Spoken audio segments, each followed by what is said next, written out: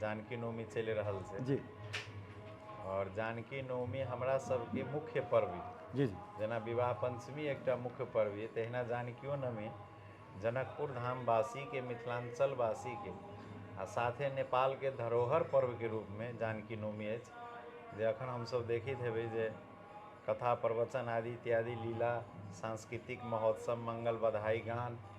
एवं प्रकार से नवरात्रा काल्हि से 15 गते से शुरू भऽ गेल। अच्छा की सब भऽ रहल छै एखन? अखन अहाँके अनवरत रामायण भऽ रहल छै पाठ, ताहिके बाद अपनी के जे छै से